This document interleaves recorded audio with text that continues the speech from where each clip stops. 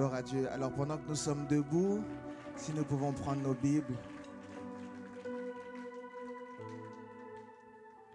Si nous pouvons prendre nos Bibles dans Jean chapitre 16, versets 5 à 7.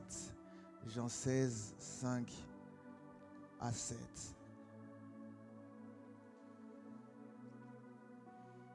Jean 16, 5 à 7. J'en profite également pour rendre grâce au Seigneur pour l'opportunité que j'ai d'être devant vous ce matin. Et également dire merci à mes parents spirituels pour la confiance renouvelée qu'ils me donnent. Et également remercier le corps pastoral, tous les ouvriers de l'Église et bien sûr chaque membre de l'Église et spécialement aussi les délégations qui sont venues pour la conférence mais qui ont fait également l'effort d'être là ce matin. Amen. Gloire à Dieu.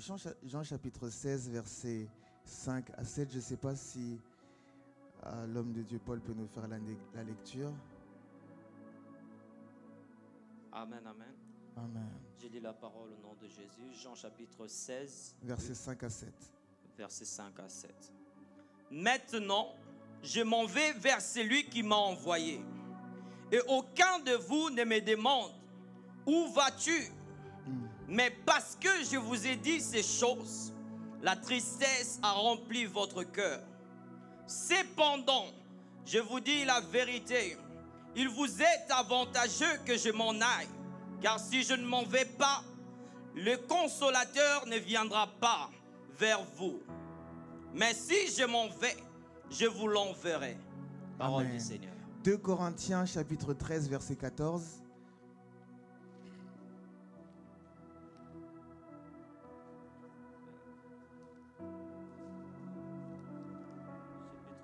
Chapitre 2 Corinthiens chapitre 13 verset 14, pardon.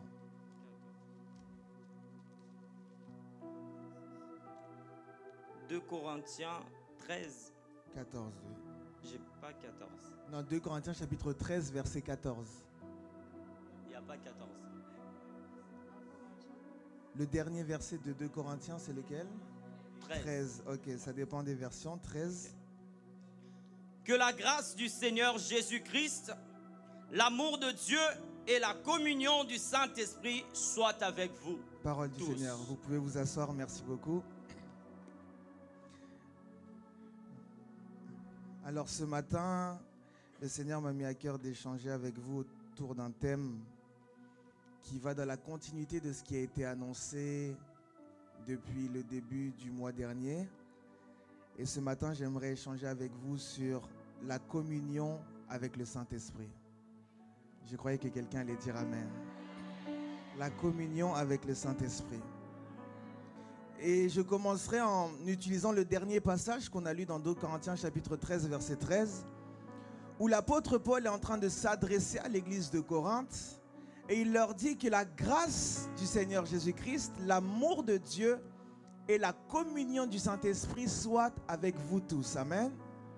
Ce qu'il faut savoir, c'est que parmi toutes les églises à qui l'apôtre Paul a rédigé des lettres, des épîtres, l'église à laquelle il a beaucoup écrit, c'est l'église de Corinthe. Il y avait beaucoup de situations et il a beaucoup écrit. Et après 2 lettres où il a expliqué beaucoup de choses, il a terminé ces 2 lettres, il a terminé son discours envers l'église de Corinthe avec une seule phrase. C'est comme en fait un héritage. C'est comme s'il voulait dire, s'il y a quelque chose que vous devez retenir, s'il y a quelque chose que vous devez conserver, ce sont ces 3 choses. La première chose, c'est la grâce du Seigneur Jésus-Christ. C'est-à-dire que quand il a dit tout ce qu'il a dit, à la fin il dit une des choses doit rester avec vous, c'est la grâce du Seigneur Jésus-Christ. Quand on dit une des choses qui doit être avec vous, on parle de non seulement présent parmi nous, mais également présent dans notre compréhension. C'est-à-dire que l'une des choses qu'il voulait que l'église de Corinthe garde, c'est premièrement la connaissance, la compréhension de la grâce de Jésus-Christ. La deuxième chose, c'est également la compréhension de l'amour de Dieu le Père. Je suis en train de dire que c'est les dernières phrases, c'est comme un héritage. Vous savez, des fois quand il y a quelqu'un qui veut se séparer d'une personne, il lui parle et il lui dit « retiens ceci à la fin ». Et dans les dernières choses qu'il est en train de dire, il dit « d'abord j'aimerais que vous puissiez comprendre la grâce du Seigneur Jésus-Christ ». Parce qu'il y a plusieurs facettes de Jésus-Christ. Mais la facette que j'aimerais que vous puissiez retenir, c'est celle de la grâce. Parce que la grâce est source du salut. La grâce nous enseigne à marcher dans la crainte de Dieu. La grâce est tout un package que j'aimerais que l'église de Corinthe puisse retenir. Mais ça concerne aussi l'église, corps du Christ. Après avoir parlé de la grâce, il parle de l'amour de Dieu le Père. Il dit, j'aimerais que vous puissiez retenir l'amour de Dieu le Père. Parce que je peux vous parler de sa sagesse, je peux vous parler de sa puissance, mais Dieu dans sa plénitude est amour. Et j'aimerais que vous puissiez le retenir. Ce qu'il faut savoir, c'est que là, c'est l'apôtre Paul qui s'adresse à l'église de Corinthe. Donc, il s'adresse dans le cadre d'une dispensation qui est la dispensation de la grâce. Il s'adresse à eux dans le cadre d'une dispensation qui est la dispensation de l'Esprit de Dieu. Et dans chaque dispensation, Dieu se révèle ou met en avant certaines facettes de sa personne pour un but précis. Est-ce qu'on est ensemble?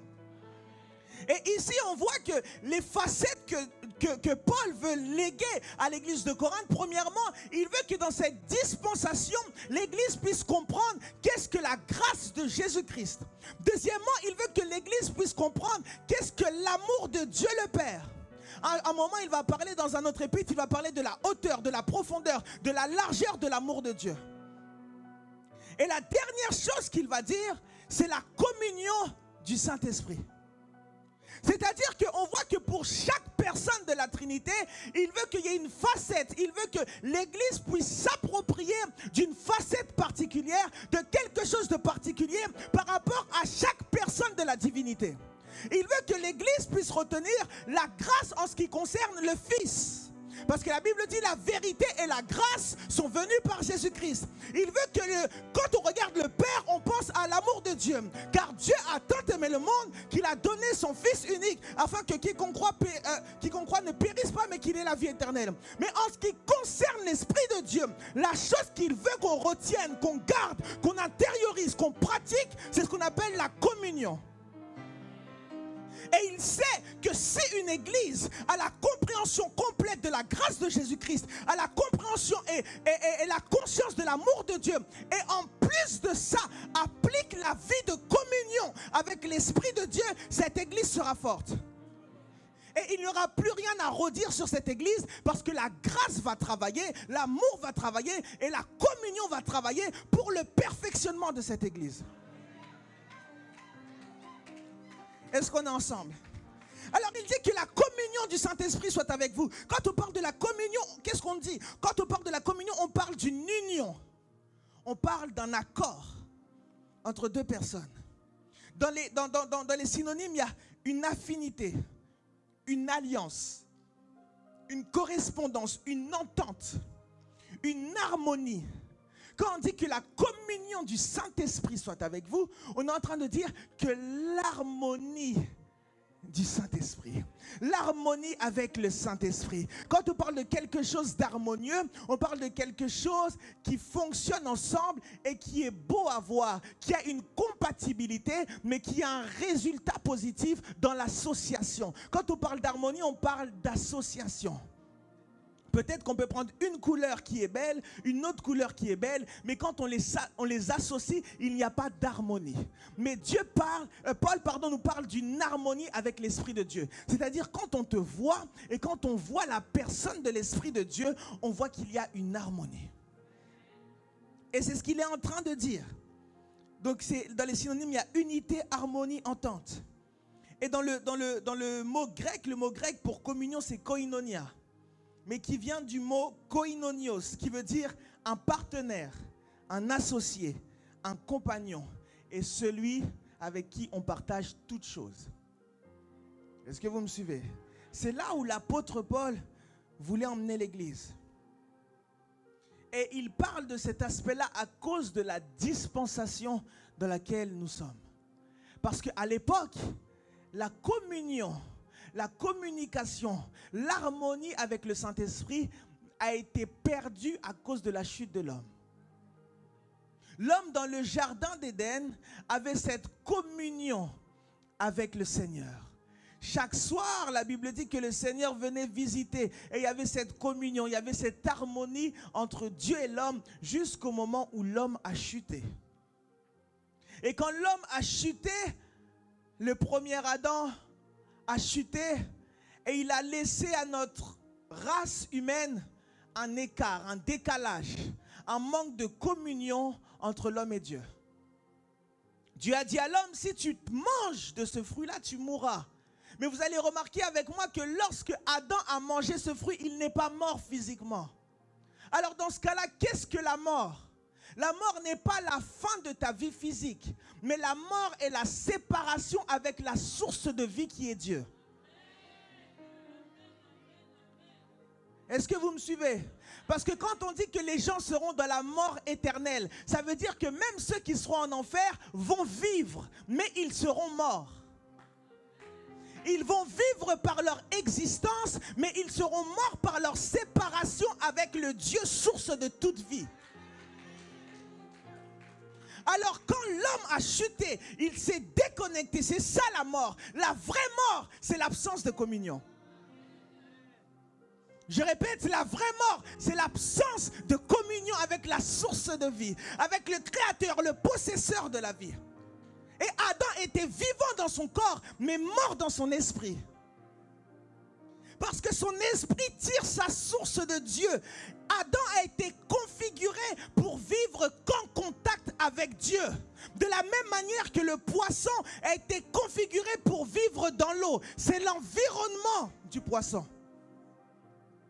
De la même manière que l'eau ou l'air est l'environnement de l'oiseau. Si tu prends l'oiseau, tu le mets dans l'eau, tu le plonges, il va mourir. Si tu prends l'homme et tu le sors de la présence de Dieu, il va mourir. Vous allez observer avec moi dans la création, lorsque Dieu crée les poissons, qu'est-ce qu'il fait? La Bible dit qu'il parle à l'eau. Il parle à l'eau, il dit que les poissons se multiplient.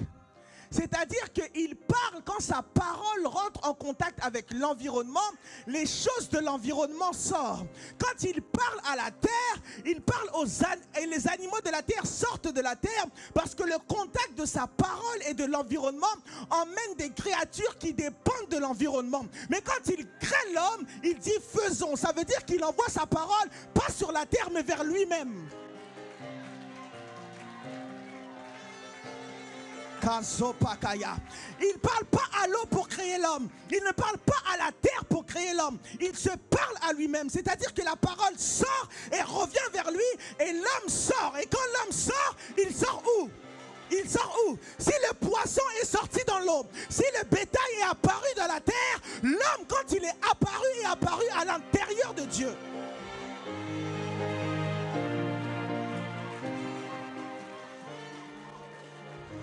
Voilà pourquoi quand tu sépares l'homme de la présence de Dieu, tu fais sortir l'homme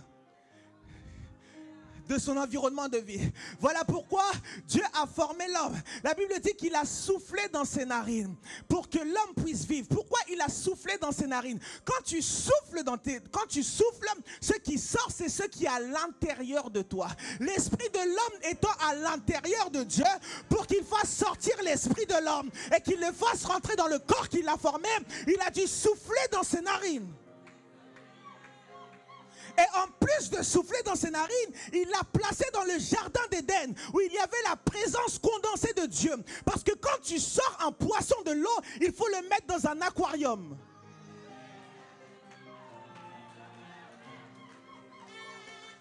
Et le jardin d'Éden était comme le lieu où l'homme pouvait être conservé, parce que dans le jardin d'Éden, il y avait la présence intentionnelle de Dieu. Dieu est omniprésent, mais Dieu n'est pas intentionnellement présent partout. Dieu est présent en enfer, mais il n'est pas dans sa présence intentionnelle et condensée où on vit les bénéfices de sa présence. Alors l'homme a échoué et l'homme a été chassé du jardin. Et la communion est devenue très difficile. Il fallait payer un prix. Et on a vu certaines personnes qui ont réussi quand même dans l'ancienne alliance, mais qui servaient en réalité de préfiguration pour notre génération. Et là, le dernier Adam est venu. Il est venu reconstituer les choses. Et quand il est venu reconstituer les choses, vous savez, il est parti à la croix. Il a crié, tout est accompli. Le voile s'est déchiré et nous avons de nouveau accès au jardin d'Éden. Nous avons de nouveau accès à la communion avec le Saint-Esprit. Maintenant, ce n'est pas puisque la communion est disponible qu'on en profite tous. Et c'est pour ça que l'apôtre Paul a dit, mais que la communion du Saint-Esprit soit avec vous. Parce qu'en réalité, c'est disponible. Mais si vous ne vous appropriez pas les vérités acquises à la croix, vous allez vivre une vie que vous n'êtes pas censé vivre. Et ce n'est pas la faute de Dieu, c'est le manque de connaissance ou le manque d'appropriation des vérités que Dieu a pour nous. Amen. Et on voit maintenant que la communion est disponible avec le Saint-Esprit. Et Jésus, étant sur la terre, il va parler à ses disciples et il va leur donner un petit aperçu de la communion. Dans Jean chapitre 16, comme on a lu, il va dire « Maintenant je m'en vais vers celui qui m'a envoyé et aucun de vous me demande où vas-tu ? Mais parce que je vous ai dit ces choses, la tristesse a rempli votre cœur. » Ici, Jésus est en train de leur expliquer qu'il a passé 3 bonnes années avec eux, mais qu'il est temps pour lui de partir. Parce que sa mission était sur le point d'être terminée. Et il a marché avec eux pendant 3 ans. Il a vécu avec eux pendant 3 ans. Mais après, il se dit, là, c'est l'heure de partir. Alors, il commence à leur expliquer ces choses. Et il dit, mais parce que je vous ai dit ces choses, la tristesse a rempli votre cœur. Et c'est normal, ils étaient tristes parce qu'ils ont marché 3 bonnes années avec lui. Ils ont parlé avec lui, ils ont été enseignés par lui. Ils ont été coachés par lui, toutes ces choses. Mais il va dire, cependant, je vous dis la vérité, il vous est avantageux que je m'en aille. Je pense que les disciples, là où ils étaient, ils ont dû dire, mais qu'est-ce qu'il raconte? C'est lui qui a les paroles de la vie. C'est lui le Christ. C'est lui le Fils de Dieu. Comment il peut dire que l'avantage, c'est qu'il parte? Et c'est comme ça que Jésus a commencé. Il a dit, cependant, je vous dis la vérité. Quand Jésus commence sa phrase en disant en vérité, ou en disant je vous dis la vérité, il est en train de jurer par lui-même.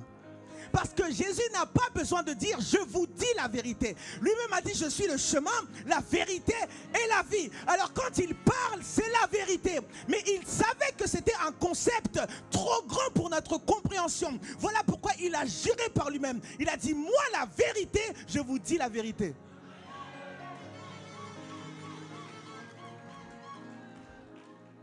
Je vous dis la vérité. Il vous est avantageux que je m'en aille. C'est grave. Il dit ça, mais aujourd'hui, nous, on est là comme on est.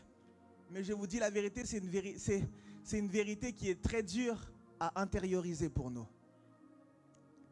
Si je vous pose la question ici, combien aurait aimé vivre à l'époque de Jésus? Combien aurait aimé que Jésus-Christ soit dans notre génération?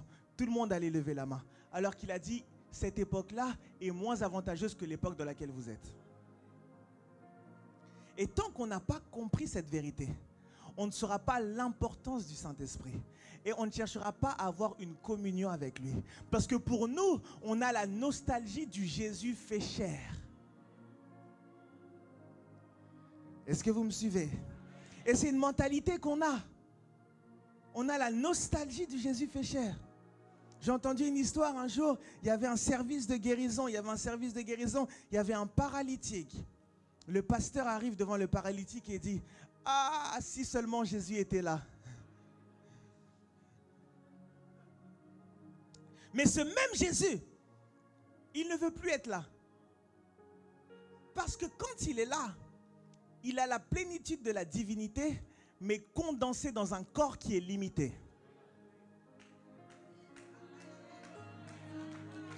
Est-ce que quelqu'un me suit? C'est vrai qu'il a la plénitude de la divinité. C'est vrai qu'il est Dieu, mais il est dans un corps. Ça veut dire que même dans sa divinité, à un moment, il doit s'endormir. Même dans sa divinité, s'il est en Afrique, il ne peut pas être en Asie. Même dans sa divinité, s'il est à gauche, il ne peut pas être à droite. Mais quand il décide de s'en aller, il change de forme.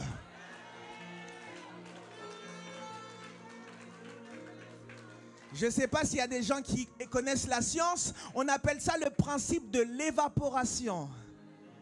Est-ce que quelqu'un connaît l'évaporation?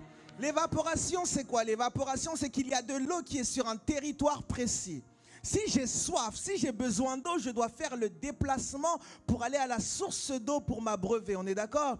Mais quand il y a le phénomène de l'évaporation, il y a quelque chose qui se passe. Cette même eau qui est là s'évapore, change de forme, devient gazeux et monte au ciel. Quand ça monte au ciel, ça se transforme en nuage. Et ce nuage se charge et fait descendre la pluie. Mais ce que j'aime bien, c'est que quand la pluie tombe, elle ne tombe pas simplement au point d'eau, mais elle tombe partout où le nuage s'est répandu. Et c'est comme ça que Jésus a dit, il vous est avantageux que je m'évapore, que je change de forme. Parce qu'à l'époque, ça allait être difficile de quitter le Cameroun, d'aller jusqu'à Jérusalem. D'ailleurs, à cause de la loi, on n'allait pas t'accepter. Mais quand je m'évapore et que je me répands sous une autre forme, qu'on appelle l'Esprit de Dieu, qui est l'Esprit de Jésus-Christ, tout le monde a accès à sa présence.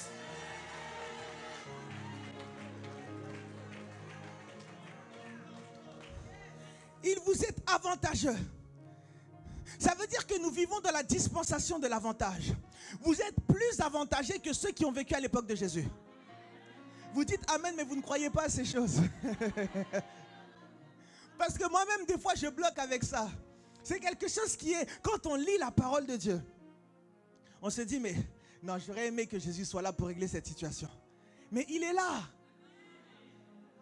Comprenez ça, il est là. C'est la vérité la plus dure. C'est pour ça qu'il a dit, cependant je vous dis la vérité. Il est obligé de jurer par lui-même, d'insister, parce que par notre compréhension, c'est difficile de croire que Jésus, avec tout ce qu'on a vu, tout ce qu'on a lu, c'est difficile de croire qu'il y aura une meilleure version de lui-même. Et c'est comme ça que les pharisiens étaient bloqués. Ils avaient vu Moïse et la loi. Et ils avaient du mal à croire qu'il y avait une meilleure version. Mais Dieu est un Dieu des dispensations. Et nous sommes dans la dernière dispensation. La dispensation de l'avantage. Quand tu rencontreras Élie au ciel, tu pourras lui dire, j'ai vécu une dispensation où je pouvais avoir le Saint-Esprit avec moi, en moi et sur moi. Toi, tu l'avais que sur toi. Parce que tu étais dans la dimension de la main de l'Éternel qui se pose sur toi. Mais moi, à cause de la croix, à cause du sacrifice de Jésus, je suis dans l'avantage. Je suis dans une meilleure dispensation. J'aimerais dire à quelqu'un, tu es dans une meilleure dispensation. Tu es dans la dispensation de l'avantage. Oui, c'est vrai, on aurait aimé voir Jésus, mais nous avons une meilleure version. Ce n'est pas le Jésus fait chair, limité, où pour le voir, tu dois escalader le mur comme ils ont fait, ils ont pris le paralytique, ils sont montés sur l'immeuble. Ça, c'est risqué. Toi, tu as juste à lever les mains et dire, viens Saint-Esprit, je ne sais pas à qui je parle. Shaka Pakaya.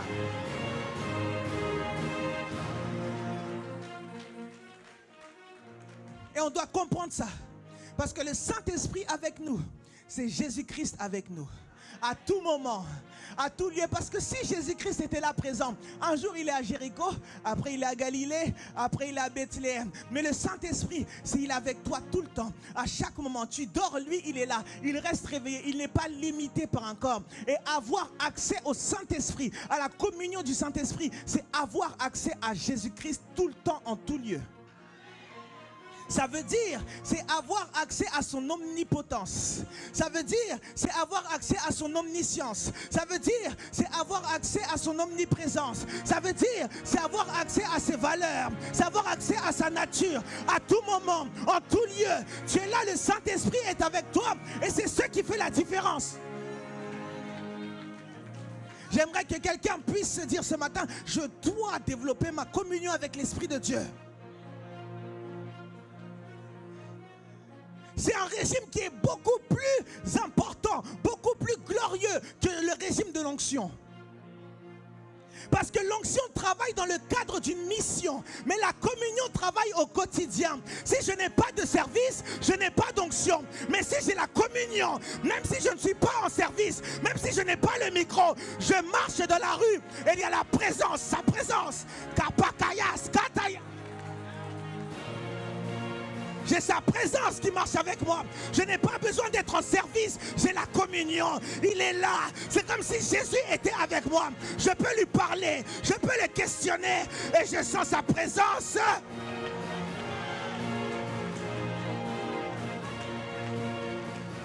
Quand il parle de l'onction, il dit l'Esprit du Seigneur est sur moi. Il m'a oint pour. C'est pour une mission. J'aimerais faire une parenthèse. Ceux qui s'approprient l'onction, c'est ceux qui savent qu'ils servent Dieu. Je m'explique. Tu peux être mère de famille et avoir accès à l'onction si tu considères ton statut de mère de famille comme statut de servante de Dieu. C'est une parenthèse. Si tu es père de famille, tu n'as pas besoin de prêcher pour avoir l'onction. Tu dis l'Esprit du Seigneur m'a oint pour être un père de famille, un sacrificateur pour ma maison. J'ai besoin de l'onction parce que je sers Dieu en tant que père de famille, en tant que mère de famille, en tant que fils aîné, en tant que quelqu'un qui travaille. Peu importe, tu as le droit d'avoir accès à l'onction. Mais malgré ça, ça ne dépasse pas la communion. L'onction, c'est pour le service. La communion, c'est tout le temps. Je me réveille le matin, il est avec moi. Même si je ne prêche pas, je mange mes Kellogg's le matin, il est là. Et pendant que je mange les Kellogg's, il peut m'enseigner les Écritures. Parce que Jésus enseignait les gens pendant qu'ils étaient à table. Jésus enseignait les mystères. Alors moi, je peux me réveiller le matin. Pendant que je suis à table, il m'explique le mystère de la nourriture. Pendant que je prends mes Kellogg's, je mets du lait dans mon bol. Il m'explique le mystère du lait spirituel, qui est la parole de Dieu qu'on donne au nouveau-né. Et après, oh my God, j'aime l'Esprit de Dieu.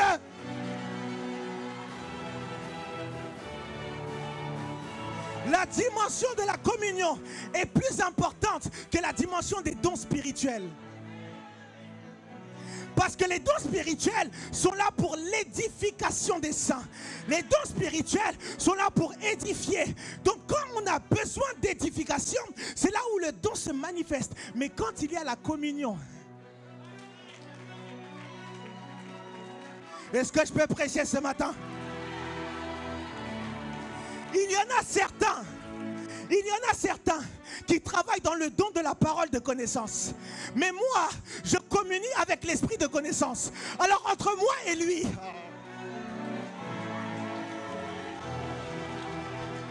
laissez-moi communier. Laissez-moi communier avec lui. Laissez-moi communier avec l'Esprit de Dieu. Laissez-moi communier avec lui. Oh, certains travaillent avec le don de la parole de sagesse, mais c'est aussi l'esprit de sagesse. Je te laisse avec ton don, laisse-moi communier avec l'esprit. D'ailleurs, le don est jamais pour toi, le don est pour les autres. Tu bénis les autres, mais moi dans ma communion, je suis le premier à être béni, et après je deviens une source de bénédiction.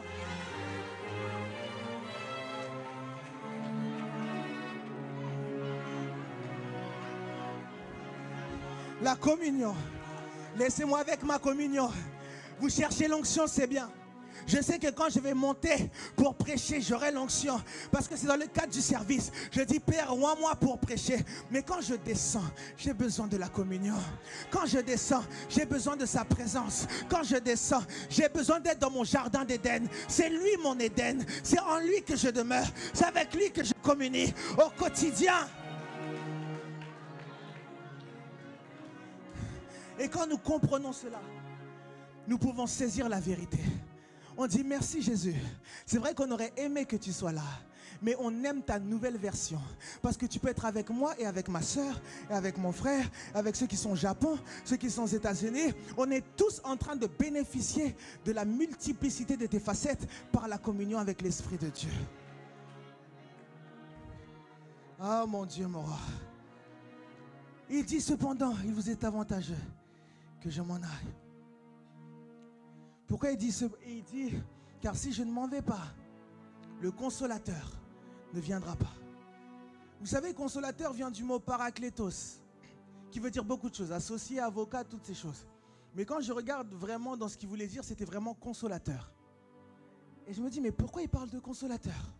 Et on a vu parce qu'ils étaient tristes. On a vu qu'ils étaient tristes parce qu'ils savaient que Jésus s'en allait. Et qu'ils allaient être sans Jésus, sans la parole faite chair. Et c'est pour ça qu'il a dit, cependant, je vous enverrai le consolateur. Et j'ai compris que pour bénéficier du consolateur, pour s'approprier le consolateur, il faut déjà être en manque de Jésus. il leur a parlé du consolateur qui allait être envoyé. Pourquoi? Parce qu'ils avaient une tristesse par rapport à l'absence de Jésus. Et aujourd'hui, beaucoup ne cherchent même pas à communier avec le Saint-Esprit parce qu'ils n'ont même pas encore découvert l'importance de Jésus-Christ dans leur vie. Parce que s'ils disaient ça aux pharisiens, les pharisiens, ça allait leur faire ni chaud ni froid. Alors qu'ils viennent sous cette forme-là ou sous une autre forme, ça n'allait rien changer pour eux. Mais ceux qui sont tristes, ceux qui lisent les Écritures et qui disent moi aussi, j'aimerais vivre ça. Qui lisent les Écritures, qui disent moi aussi, je veux voir la parole faite chair dans ma vie. Je veux voir la parole se matérialiser. C'est pour ces gens-là que le consolateur a été envoyé. La communion n'est pas seulement pour les serviteurs, mais c'est pour ceux qui se sont affectionnés à Jésus. La communion, c'est pas pour ceux qui veulent juste travailler dans l'onction. Non, c'est pas pour les serviteurs, c'est pour les amis, c'est pour les intimes. Tant que tu n'as pas cette soif de Jésus, la communion avec le Saint-Esprit, tu ne l'auras pas. C'est pour ça qu'il a dit, il vous dira tout ce que je vais lui dire. Tout ce qu'il va dire ne viendra pas de lui-même, mais viendra de moi. Parce que je sais que le plus grand manque que vous avez, c'est le manque de moi. C'est le manque de communion, d'intimité. Voilà pourquoi je vous l'envoie dans une nouvelle forme. Mais plusieurs ne voient pas l'importance de la communion avec le Saint-Esprit parce qu'ils n'ont pas encore découvert la personne de Jésus. Mais quand tu lis les Écritures, tu vois Jésus et tu tombes amoureux de Jésus. Tu dis non, non, non, non, non, non, non. Je veux le vivre aussi. Et quand tu dis je veux le vivre aussi, Jésus te répond, ça tombe bien. Il y a quelqu'un qui s'appelle le consolateur. Mais tant que tu n'es pas triste, tant que tu n'as pas cette soif-là, ça va être difficile de vivre la communion. La communion est disponible. On peut tous communier avec le Saint-Esprit aujourd'hui. Mais pourquoi il y en a qui le font plus que les autres? Parce qu'ils ont goûté Jésus. Et ils ont dit non, moi je veux le voir. Peu importe sa forme. Si je ne l'ai pas vu en chair, je vais vivre la communion avec son esprit. Mais je suis triste quand il n'est pas là. Et ça te rend sensible à sa présence. Et c'est là qu'on parle de communion. Il y en a, vous êtes là, le Saint-Esprit est avec vous, il part, vous ne le sentez même pas parce que vous n'avez pas encore eu la conscience de ce qu'il représentait, de tout ce qu'il pouvait donner, de comment il pouvait combler un cœur, de comment il pouvait changer une vie. Si tu n'es pas triste de l'absence de Jésus-Christ, tu ne pourras pas bénéficier de la communion du Saint-Esprit. Est-ce que quelqu'un me suit? Voilà pourquoi l'Esprit de Jésus-Christ vient glorifier Jésus-Christ. L'Esprit de Dieu vient glorifier Jésus-Christ. Il est là pour mettre en avant Jésus-Christ parce qu'il sait que c'est notre plus grand manque. C'est notre plus grand besoin. Mais si on ne se rend pas compte qu'on a besoin de lui, comment le Saint-Esprit va faire son travail? Il va servir à rien. Il va être négligé. Il va être méprisé. Voilà pourquoi c'est important de sonder les Écritures, de voir à quel point Jésus était puissant, à quel point il était amour, à quel point il ne jugeait pas pour te dire non, j'ai besoin de lui. Et là, il t'envoie le consolateur. C'est lui qui vient sous forme esprit et tu peux bien communier avec lui. C'est très important d'avoir ce manque-là. C'est très important, les amis. Parce que si le cadeau que le Père a fait au monde, c'est son Fils, le cadeau que le Fils a fait à l'Église, c'est son Esprit.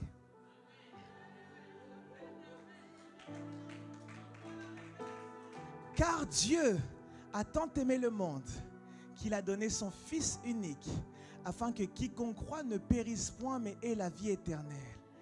Car le Fils a tant aimé l'Église qu'il a donné son esprit, afin que quiconque croit vive la vie éternelle qu'ils ont reçue par le Fils.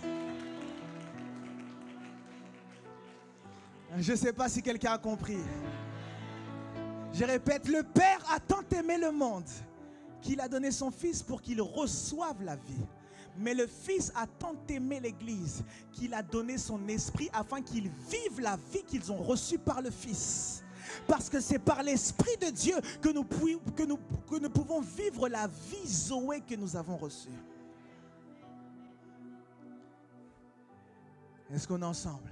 Parce que quand on parle de la vie éternelle, on parle de la vie Zoé, de la vie de Dieu. Mais cette vie de Dieu, tu peux te l'approprier et la vivre que lorsque tu es en communion avec l'Esprit de Dieu.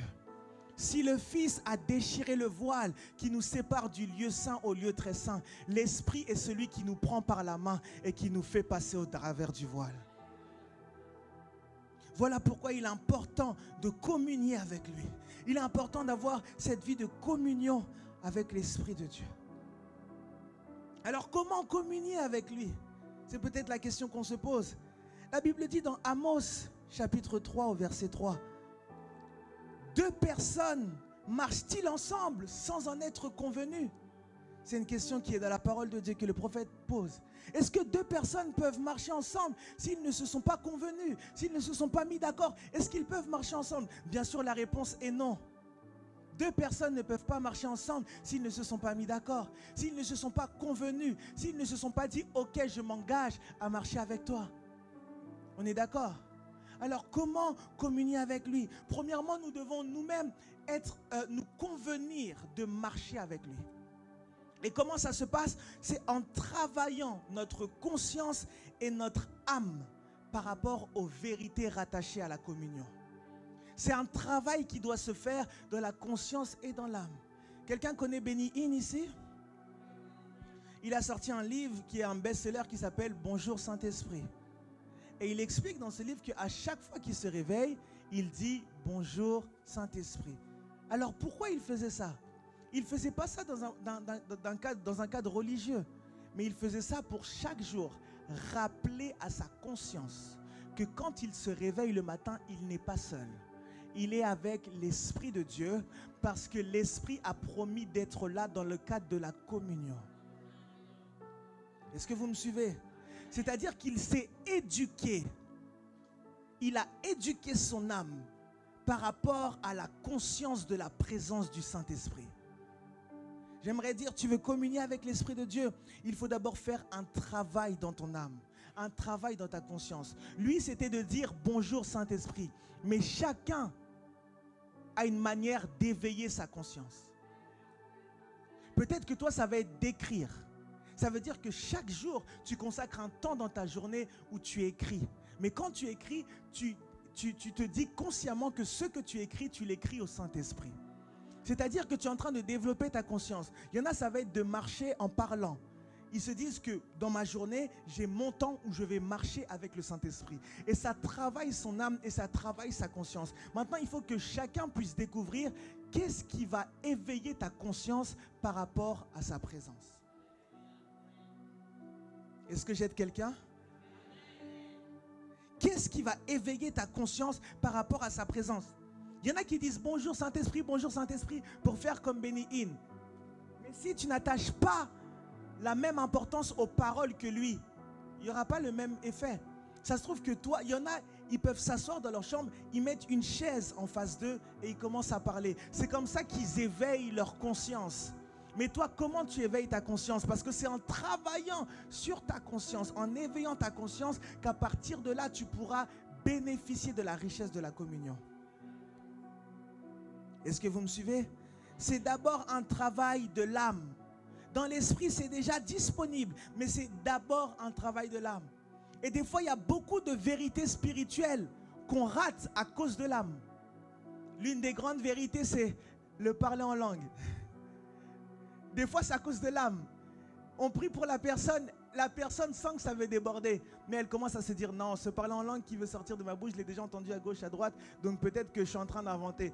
Just flow, laisse seulement aller. Des fois, c'est juste l'âme qui bloque et qui t'empêche de vivre certaines vérités spirituelles. Et c'est la même chose avec la communion. Il faut que tu puisses savoir. Tu peux même demander à Dieu, Seigneur, qu'est-ce qui va m'aider à développer, à travailler ma conscience de ta présence? C'est comme ça qu'on grandit. À une époque, le Saint-Esprit m'a donné un rendez-vous pendant toute une année, du 1er janvier au 31 décembre, dans un même lieu, à la même heure. Et c'est comme ça que ça a développé ma conscience de sa présence. Je sais que j'ai rendez-vous. Donc, comment ça se fait que lui, il se réveille tout seul, tôt le matin, il va sortir marcher dehors, il va à un endroit précis? C'est parce qu'il a rendez-vous. Et quand tu développes cette conscience-là, moi, c'est comme ça que ça a marché pour moi. Mais il y en a d'autres, ça va être différemment. Mais quand cette conscience-là est développée, tu auras plus de facilité à le percevoir dans tous les aspects de ton quotidien. Est-ce que j'aide quelqu'un?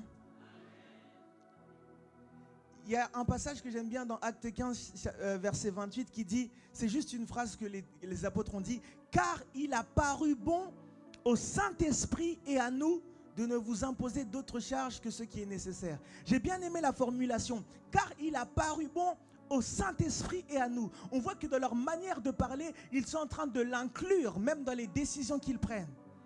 Il dit, il a paru bon au Saint-Esprit et à nous, pas seulement à nous, mais ils le mettent en avant. C'est-à-dire qu'ils avaient développé des réflexes pour éduquer leur âme à la conscience de la présence de Dieu. Est-ce qu'on est ensemble?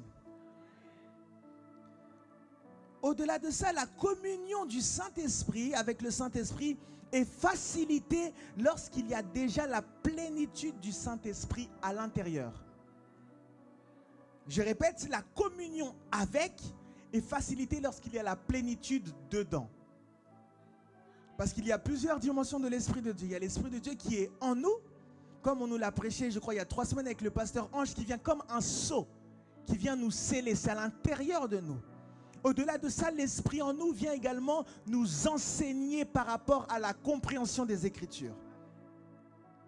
La Bible dit, je crois que c'est dans Jean chapitre 20, Jésus a parlé avec les disciples, il souffla sur eux et il dit, recevez le Saint-Esprit.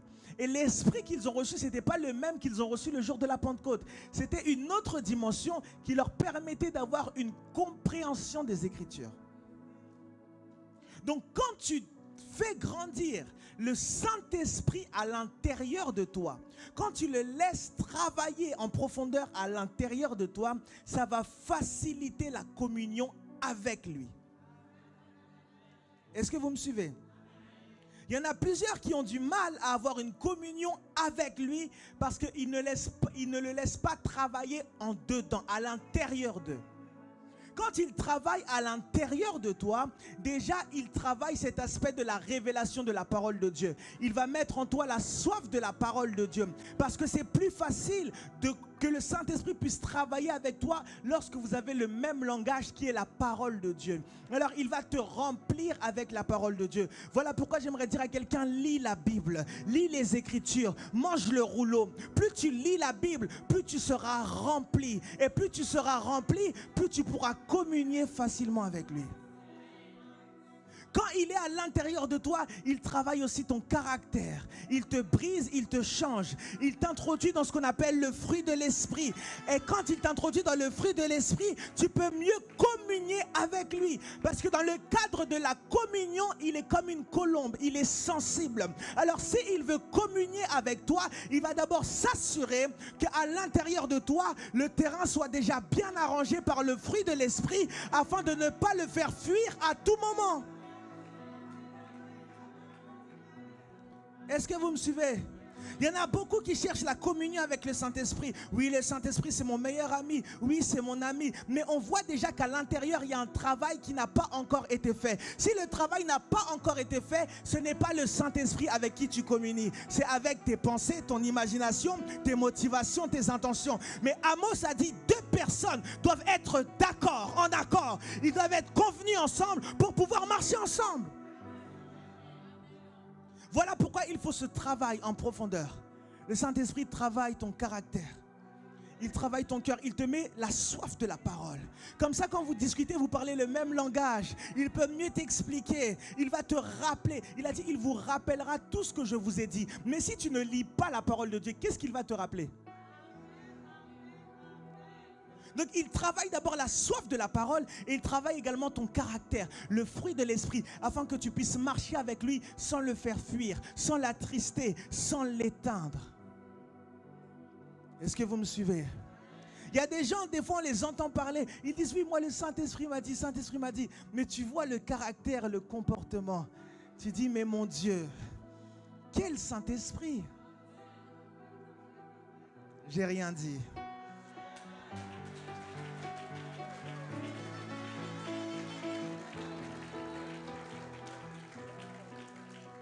Le Saint-Esprit fait un travail à l'intérieur avant de pouvoir communier avec lui.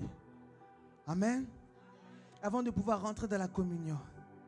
Et bien sûr, la communion du Saint-Esprit a un prix. Là, je ne parle pas du Saint-Esprit en toi. Parce que le Saint-Esprit en toi, c'est comme un sceau. Tu es scellé. Je parle du Saint-Esprit avec toi. Je ne parle pas du Saint-Esprit sur toi. Parce que le Saint-Esprit peut venir sur toi juste pour une mission. Comme ce mouchoir, je l'essuie pour la mission et je le jette après. Ça ne veut rien dire la manifestation des dons spirituels, de l'onction, de la puissance de Dieu. C'est en aucun cas un indicateur de la communion avec le Saint-Esprit. Est-ce que vous me suivez?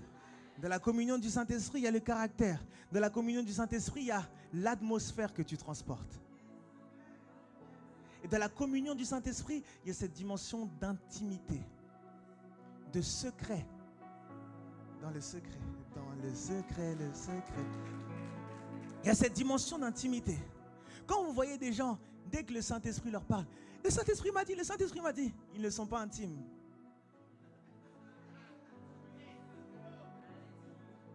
C'est vrai. Parce que où sont vos secrets? Si tout ce qu'il te dit, tu le dis, où sont vos secrets? Tu n'es plus dans la dimension de la communion. Tu es dans la dimension des dons, de l'onction, tout ce que tu veux. Mais dans la communion, toi et moi, on se sait. Je marche avec l'Esprit de Dieu. Il peut me parler de quelque chose. Je regarde. Même s'il me parle pour mon frère, il me dit, oui, il y a ça, ça, ça. Peut-être qu'il faut l'aider. Tu ne vas pas aller le voir. Le Saint-Esprit m'a dit, il y a quelque chose qui ne va pas. Il faut te repentir. Tu marches avec le Saint-Esprit, il t'explique la chose. Pourquoi il t'explique la chose? Parce que tu es devenu son ami, c'est tout. Quand il voulait juger Sodome et Gomorrhe, il a dit, mais cacherai-je à mon intime Abraham le fait que je vais juger Sodome et Gomorrhe? Et il est parti discuter avec Abraham comme un intime. Il faut qu'il y ait des secrets. Vous savez, même dans la communion avec le Saint-Esprit, vous développez ce que j'appelle un dictionnaire qui est juste propre à vous deux. Il y a le dictionnaire, excusez-moi, il y a le dictionnaire global. Ça veut dire qu'on voit par exemple dans les Écritures, l'épée c'est l'épée de la parole, etc. Mais il y a le dictionnaire que vous avez développé à cause de l'intimité. Par exemple, si un jour tu es avec lui, tu marches dans la rue, je ne sais pas, tes lacets sont défaits et il te dit, il commence à t'enseigner par exemple par rapport à la marche. Et un jour comme ça, tu passes à côté de quelqu'un, tu vois ses lacets sont défaits. Et le Saint-Esprit te dit, tu te souviens de ce que je t'avais dit sur les lacets défaits?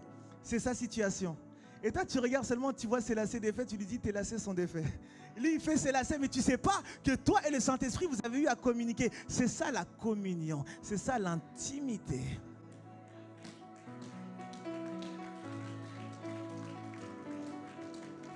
C'est pas dans le but de dire c'est mon ami. C'est pas dans le but. Et des fois, quand il y a une intimité, vous savez, quand vous avez des relations secrètes avec des grandes personnalités, ce n'est pas tout le monde qui est censé être au courant. Des fois, tu peux conseiller à quelqu'un, tu peux dire, mais mon frère, est-ce que tu peux faire ça, ça, ça? Des fois, c'est le Saint-Esprit qui t'a dit, mais tu n'as pas besoin de dire, le Saint-Esprit m'a dit, fais ça. Non. Vous êtes dans la communion. Vous marchez comme si tu marchais avec Jésus. Il est avec toi. Il te donne un conseil, tu donnes le conseil, que Dieu te bénisse. Et la personne sent que ça rentre dans une profondeur de son cœur et dit, mais c'est bizarre, il a parlé comme un homme, mais j'ai senti une touche divine. Et tu avances, tu n'as pas besoin. Jésus, des fois, pouvait dire quelque chose à quelqu'un et dit, ne le dis à personne. Chut, ne dis à personne. Et la qualité d'une relation, vous allez le remarquer avec moi, dépend de la qualité des informations qui sont échangées entre les deux personnes. Je vais m'expliquer. Je donne souvent cet exemple. Tu peux être au travail toute la journée. Tu parles avec tes collègues, mais vous n'êtes pas intime. Pourquoi vous n'êtes pas intime? Parce que tu ne leur as pas ouvert les secrets de ton cœur. On est d'accord? Donc quand on parle d'une intimité et d'une communion avec le Saint-Esprit, ce n'est pas juste parler au Saint-Esprit, c'est ouvrir les secrets de son cœur. Pourquoi le Saint-Esprit est mon ami? Parce qu'il connaît des choses que personne d'autre connaît. C'est ça qui fait la force d'une relation. Ce n'est pas juste la quantité. Oui, le Saint-Esprit, oui, le Saint-Esprit. Et tu fais que de répéter ce que tu entends. Non, parle-lui des blessures. Tu as connu peut-être des situations. Tu as été battu quand tu étais petit. Tu as été peut-être abusé. C'est lui qui doit savoir. Et quand il est le seul à avoir ce secret et que c'est lui qui t'a aidé à passer au travers de ça, alors là, la relation se soude encore. C'est comme ça qu'on fait grandir sa relation. Ce n'est pas juste en chantant, en criant, etc. C'est vraiment dans la profondeur du cœur. Et quand tu t'ouvres, lui aussi commence à s'ouvrir. Parce qu'en réalité, il s'ouvre en fonction de comment nous nous ouvrons. Quand Adam était nu, il était nu.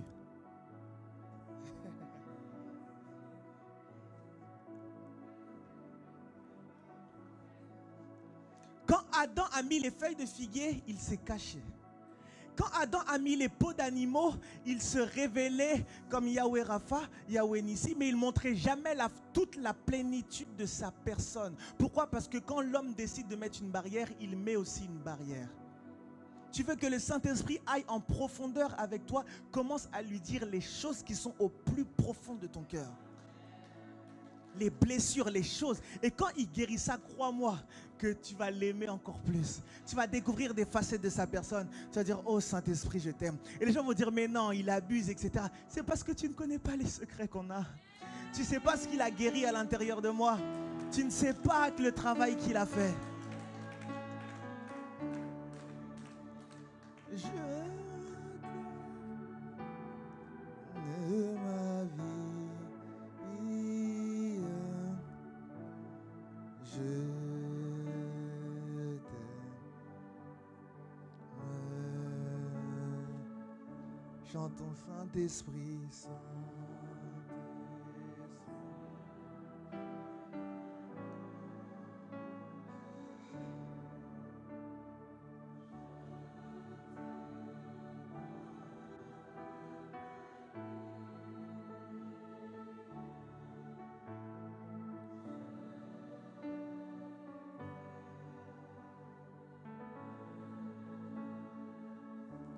je t'aime tant, je t'aime, je t'aime. Je t'aime tant. Je t'aime, je t'aime, je t'aime. Moi je t'aime tant. Je t'aime, je t'aime, je t'aime. Moi je t'aime tant. Je t'aime, je t'aime, je t'aime. Tu ne m'as jamais jugé, je t'aime tant. Je t'aime, je t'aime, je t'aime. Tu m'as relevé, je t'aime tant. Je t'aime, je t'aime, je t'aime. Tu m'as secouru, je t'aime tant. Je t'aime, je t'aime, je t'aime. Tu m'as relevé, je t'aime tant. Moi je t'aime. Je t'aime tant. Ah mon Dieu. Est-ce que quelqu'un peut acclamer pour l'Esprit de Dieu?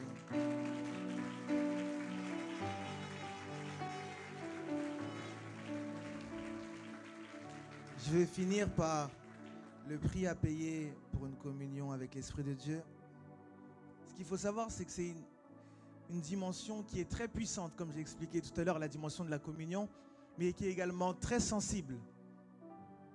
Très sensible. Ça veut dire qu'à tout moment, il peut être avec toi et après, il peut partir. Donc, il faut faire attention, il y a un prix à payer pour la communion. Et je vais utiliser un passage qu'on connaît tous pour expliquer le prix à payer pour la communion. C'est un passage qu'on connaît, Matthieu chapitre 25. C'est la parabole des vierges sages et des vierges folles. Et dans cette parabole, il y a plusieurs indicateurs qui nous parlent un peu de la communion avec l'Esprit de Dieu. On nous parle de deux catégories. On parle des vierges folles et des vierges sages. Et on nous dit qu'elles avaient une lampe avec de l'huile. On est d'accord? Alors ici, quand on parle de cette histoire, on parle de vierges. Donc la première dimension déjà pour la communion avec l'Esprit de Dieu, c'est ce statut de vierge. Quand on parle de vierge, on parle d'une personne qui a conservé une certaine pureté et qui a conservé une certaine atmosphère. Est-ce qu'on est ensemble? L'un des premiers prix à payer pour la communion avec l'Esprit de Dieu, c'est une marge de sanctification, de pureté, et c'est également le fait de conserver l'atmosphère où tu veux qu'il communie avec toi. On est d'accord? Il s'agit de l'Esprit de Jésus-Christ, alors tu dois veiller sur ton atmosphère afin qu'il puisse se sentir à l'aise et que la communion puisse se passer dans de bonnes conditions. On dit que ceux qui ont réussi en tout cas à avoir l'huile en plus, c'est les vierges sages. Donc le deuxième prix à payer pour la communion avec l'Esprit de Dieu, c'est le prix de la sagesse. Je répète, c'est le prix de la sagesse. Et le commencement de la sagesse, c'est la crainte de l'Éternel. Le premier prix à payer, c'est le prix de la pureté. C'est la marche de la sanctification et également le fait de veiller sur son atmosphère. Ton atmosphère est conditionnée par ce que tu consommes. Quand je parle de ce que tu consommes, c'est ce que tu regardes, ce que tu écoutes, ce que tu laisses entrer en toi, va finir par toucher ton atmosphère. Parce qu'en réalité, ton atmosphère spirituelle, c'est comme un parfum. Et vous allez remarquer avec moi que le parfum corporel est aussi déterminé par notre alimentation. Voilà pourquoi certains peuples ont une certaine odeur qui est forte, plus ou moins forte, en fonction en fait de leur alimentation. Est-ce que vous me suivez? Donc en réalité, ce que nous consommons d'un point de vue spirituel, ce que nous regardons, ce que nous écoutons, a la capacité d'influencer notre atmosphère spirituelle. Vendredi, on nous a parlé des fréquences, de toutes ces choses. Donc l'atmosphère spirituelle est quelque chose à conserver pour pouvoir avoir une communion profonde avec l'Esprit de Dieu. Le deuxième prix, c'est celui de la sagesse. Les vierges sages, c'est celles qui ont réussi à conserver l'huile. Quand on parle de la sagesse, j'ai dit le commencement de la sagesse, c'est la crainte de l'Éternel. Mais la sagesse, c'est aussi l'application des principes et de la nature de Dieu dans notre vie au quotidien. Je répète, la sagesse, c'est l'application des principes de Dieu et de la nature de Dieu dans notre quotidien sur la terre. Et c'est là où plusieurs passent à côté. Parce qu'ils marchent dans cette vie, si je puis dire, de consécration. Ils essayent de faire attention, mais ils manquent de sagesse. Ils manquent d'application. La Bible que nous lisons, elle est faite pour être appliquée, pas pour être citée sur WhatsApp et Facebook. Nous devons l'appliquer. Et la sagesse, c'est savoir prendre la portion de la nature de Dieu ou du principe de Dieu qu'il faut et l'appliquer au bon endroit, au bon moment. Vous comprenez? Il y a quelqu'un qui a dit l'intelligence résout les problèmes, mais la sagesse fait en sorte que le problème n'arrive pas. On a besoin de la sagesse pour communier. On a besoin de comprendre la nature de Dieu et les principes qui font que Dieu est Dieu pour les appliquer au quotidien afin de maintenir cette communion avec l'Esprit de Dieu. Plusieurs passent à côté de la communion à cause d'un manque de sagesse. Est-ce qu'on est ensemble? Et la parole de Dieu nous déclare que les vierges avaient toutes des lampes avec de l'huile à l'intérieur. En réalité, l'image de la lampe avec l'huile à l'intérieur, c'est l'image du Saint-Esprit en nous. Ok? Parce qu'on dit que l'esprit de l'homme est la lampe de l'Éternel. Donc, l'huile qui est à l'intérieur de la lampe, c'est l'image de l'esprit en nous. Mais les vierges sages, en plus d'avoir l'huile dans la lampe, avaient l'huile dans les vases. Est-ce qu'on est ensemble? Et c'est l'image de la communion. Donc j'ai dit, il y a le premier prix qui est le prix de la pureté. Le deuxième, c'est le prix de la sagesse. Le troisième prix à payer, c'est ce que j'appelle le prix du poids du vase. Je vais essayer de m'expliquer. Je crois que j'ai donné cet exemple un jour à Saint-Martin. Il y avait les vierges sages et les vierges folles. Les vierges folles marchaient comme si de rien n'était. On est d'accord? Elles avaient juste leur lampe, elles marchaient comme si de rien n'était. Mais les vierges sages avaient des vases, et dans les vases, il y avait l'huile. Et ce qu'il faut savoir, c'est qu'un vase, ça pèse. C'est-à-dire que les vierges sages, leur marche était conditionnée par le poids du vase. Est-ce que quelqu'un peut se mettre à côté de moi? Marchons vers là-bas. Toi, tu marches normal, tu es à l'aise, n'est-ce pas? Moi, j'ai le vase. Ça veut dire qu'avance. Ça veut dire que toi, quand tu marches normal, te souciant de rien, moi, je suis là. je marche au rythme du vase. Je ne marche pas à mon rythme. Parce que si je lâche le vase se casse et je perds l'huile. Le prix de la communion avec l'Esprit de Dieu, c'est marcher en fonction de comment il te conduit. C'est lui qui te dirige. C'est lui qui te fait marcher à gauche ou à droite. Les amis, si j'ai ce vase-là et que quelqu'un m'énerve, comment je vais pouvoir le frapper? Si j'essaye, le vase tombe. Alors je garde. Je dis, même si tu m'as insulté, oh, laisse-moi avec mon vase. Laisse-moi parce que c'est lourd et c'est fragile. Même si tu dis, allons voler. Comment je peux voler? Si j'essaye de voler, le vase tombe. Je ne peux plus voler parce que j'ai le poids du vase. Je ne sais pas à qui je parle. J'ai le vase. Allons critiquer. Non, si je critique, je risque de rigoler. Et en rigolant, je peux lâcher le vase. Laisse-moi garder mon vase. Quand toi tu critiques, toi quoi tu marches comme tu veux. Moi j'ai un vase à conserver.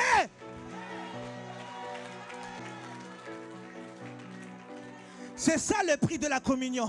Tu ne marches pas comme tu veux. Tu ne peux pas courir parce que tu as le vase. Tu marches, tu regardes à gauche. Attention, mon vase peut être menacé. Attention, mon vase peut être menacé. Et tu le gardes et tu avances. Et les vierges folles disent, mais tu es en retard. Tu n'es pas à la mode. Tu n'es pas à l'actualité. C'est pas... Oh. Je ne sais pas à qui je parle. C'est vrai, je ne suis pas à la dernière actualité, j'avance à mon rythme parce que j'ai un vase qui est lourd, qui est précieux, qui va m'aider pour le retour de l'époux, qui va m'aider pour voir l'époux, parce que l'époux reconnaît l'épouse à cause de son huile. Laissez-moi expliquer ça. Reste ici, j'ai besoin d'une autre personne. Alors, vous allez voir que quand il y a la parabole des vierges sages, les vierges folles vont arriver après. Et Jésus va dire, je suis désolé, je ne vous connais pas. On est d'accord? Jésus n'a pas menti. En fait, le moyen d'identification de Jésus n'était pas les vierges, mais était l'huile qu'elles allaient ramener. Je vais vous donner une parabole qui parle de cela. Un jour, Abraham dit à son serviteur Eliezer, il dit, va me chercher une épouse pour mon fils, mon unique. Et il dit, va me chercher l'épouse. Donc Abraham, qui est l'image du Père, envoie Eliezer, qui est l'image du Saint-Esprit, aller chercher une épouse pour le fils. Alors Eliezer va chercher l'épouse pour le fils. Elle récupère l'épouse pour le fils et ils reviennent. Maintenant Isaac arrive et Isaac les voit. Comment Isaac sait que c'est Rebecca? C'est parce qu'elle le voit avec Eliezer.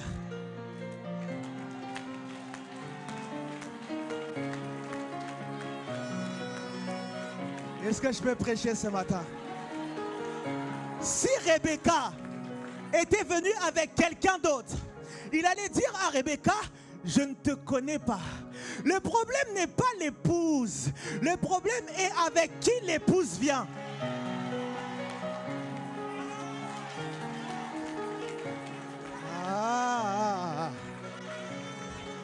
Alors quand les vierges folles sont parties acheter de l'huile, elles sont venues avec quelqu'un d'autre que le fils ne connaît pas.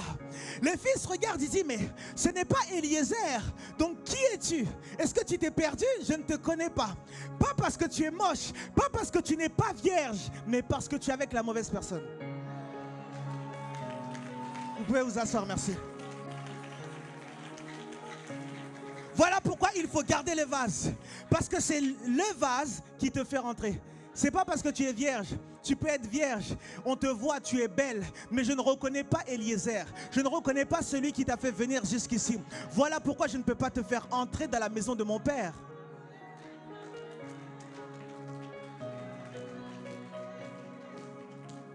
Le deuxième prix à payer, c'est le prix de l'huile qui est dans le vase. C'est-à-dire que premièrement, il y a le vase qui est là, qui est lourd. Et il y a l'huile à l'intérieur. Mais ce qui est bien, c'est que comme c'est lourd, ça te donne aussi du poids spirituel. Ceux qui n'ont pas de communion avec l'Esprit de Dieu, quand on les met sur la balance, ils sont légers. Mais quand toi, on te met sur la balance, il y a toi plus le vase, plus l'huile qui est dans le vase, et tu commences à peser spirituellement dans ta famille, dans ton environnement, et tu commences à avoir plus de poids et d'impact.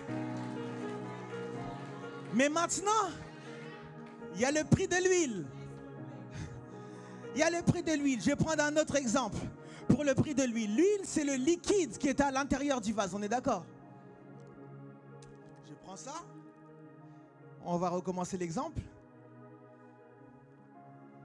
Lui, c'est l'image des vierges folles. Alors, lui, il avance à son rythme. Avance. Moi, quand j'avance, premièrement, je dois veiller sur le vase. Deuxièmement, je dois veiller qu'aucune goutte ne tombe. Est-ce que quelqu'un me suit? Parce que si une goutte tombe, je n'aurai pas assez d'huile pour arriver jusqu'à la destination.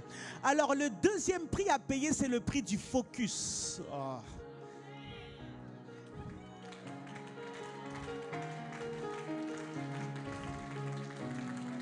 Faut pas que ça tombe, faut pas que ça tombe, faut pas que ça tombe. Il ne faut pas que ça tombe. Alors j'ai une question. Si moi je suis là, je suis concentré, déjà il y a le poids et je suis concentré ici. Est-ce que j'ai le temps de voir mon frère qui me critique? Est-ce que j'ai le temps de voir celui qui m'a mal regardé? Est-ce que j'ai le temps de voir celui qui a parlé de mes habits? Je ne sais pas à qui je parle. Est-ce que j'ai le temps de voir celui qui m'a critiqué? Est-ce que j'ai le temps de chercher des titres et des postes? Est-ce que j'ai le temps de chercher la modération? Je suis trop concentré. Mon objectif, c'est que ça ne tombe pas. Ça ne doit pas couler.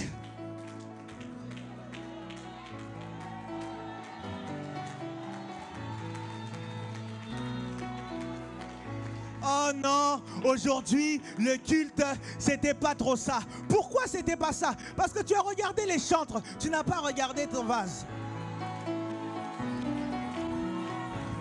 Oh. Aujourd'hui, le pasteur Elior a mal prêché.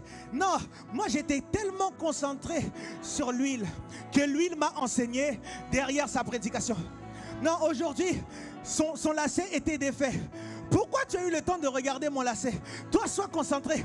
Est-ce que l'huile est là? Est-ce que ça va tomber? Est-ce que... Oh my God, my God, my God, my God, my God, my God.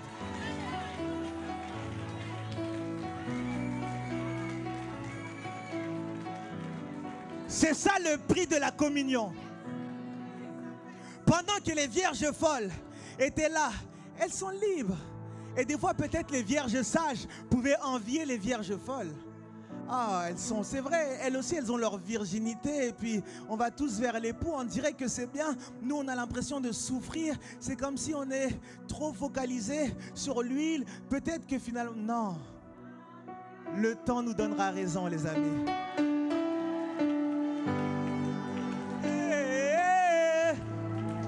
Shama,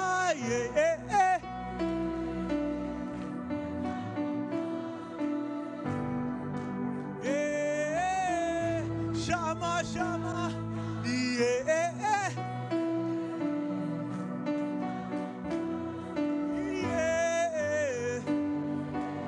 Shama, Shama, ah, déborde encore,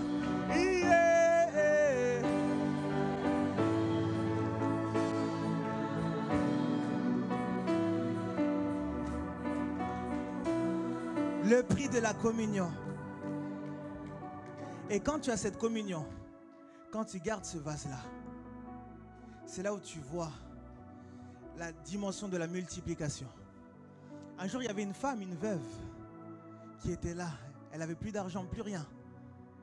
Et elle va voir le prophète Élisée. Elle lui dit, mais finalement, prophète Élisée, je n'ai plus rien, on va prendre mes enfants, on va les mettre en esclavage. Il lui dit, mais qu'est-ce que tu as dit? Il me reste juste un vase d'huile. C'était suffisant. Parce que l'huile qui est dans ce vase, ce n'est pas une huile qui se termine. C'est une huile illimitée. Et tant qu'elle ramenait des vases, l'huile coulait. J'aimerais te dire, de la communion du Saint-Esprit, Il n'y a pas la monotonie. Tant que tu ramènes des vases, ça peut encore déborder. Tant que tu... Oh, je ne sais pas à qui je parle. Tant que tu exposes des vases à l'Esprit de Dieu, tant que tu lui ramènes des situations, tant que tu vas dans la profondeur, lui, il ne s'arrêtera pas. Il n'y a pas de monotonie avec la communion. Peut-être avec l'onction, ça vient, tu pries, ça part. Mais de la communion, tant qu'il y a des vases, tant qu'il y a la soif, la communion ne s'arrête pas. Que Dieu vous bénisse, que Dieu vous bénisse, que Dieu vous bénisse. Déborde encore. Chama, chama. Yeah, yeah.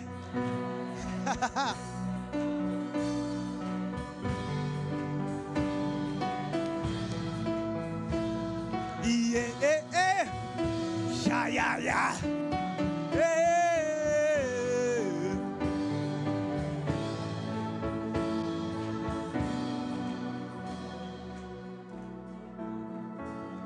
Merci Saint-Esprit. On va se tenir debout.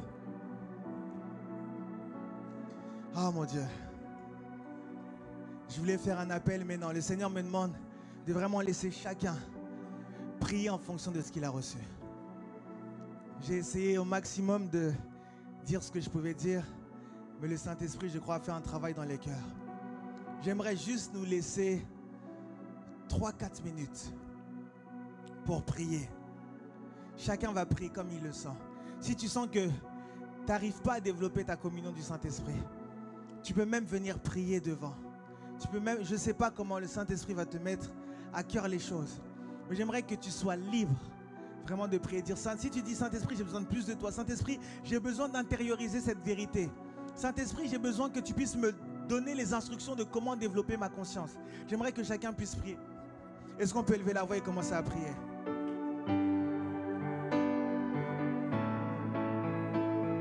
Il a dit que celui qui a soif, qu'il vienne et qu'il boive. Il a dit que celui qui a soif, qu'il vienne et qu'il boive.